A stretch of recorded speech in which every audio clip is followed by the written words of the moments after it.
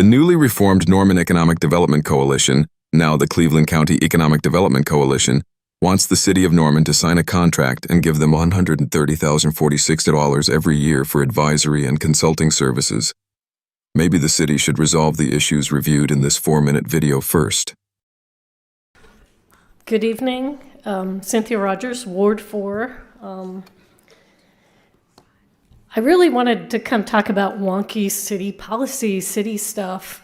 Thank you for removing item 27 about the Cleveland County Economic Development Coalition off of consent. I'm still a little confused how it made it on consent, but I'm glad that there will be discussions.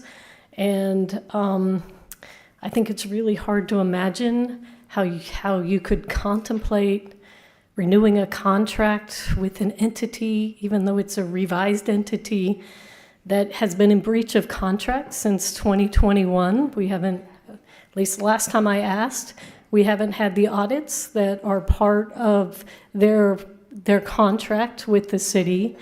And I think, particularly since the city's been willing to very aggressively audit other agencies that get money, fair's fair. Everybody should be responsible if they're going to get city money to show us how they're using it.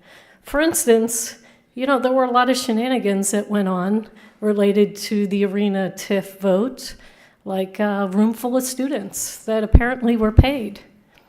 Did that come from the NEDC? I don't know. Maybe an audit would show that. Maybe an audit would show that it didn't. There were a lot of text messages going around during the referendum. Who paid for those? So I think part of getting public money is being accountable and transparent to how that money is spent. And I would be absolutely against any contract with an entity that refuses to provide said audits.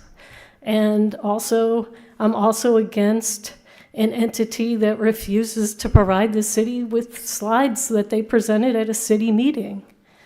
If an organization wants to be private and not collaborate and help the city be transparent, I think that's not an organization we should seriously consider giving public funds to. I don't know how that organization is set up. I asked for the slides, hoping maybe I could figure that out. I don't know how many seats the city would have, how many votes.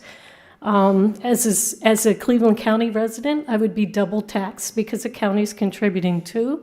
So I think there's lots of questions about that contract and that entity, that entity's role in the whole Team Norman events that went on.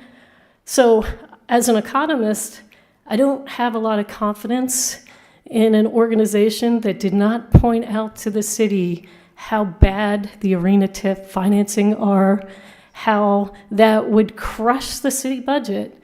We're already underwater, we're already having trouble, and giving up $1 to $3 million in general fund growth a year, how are we going to pay the police and the fire department? How are we going to keep the staff employed? So I guess I'll disagree with one of the other city members who was like, yes, I think we should have experts, but I think we need independent third-party experts who don't really have, who aren't super influenced by people that are trying to make a lot of money. As for the other discussion,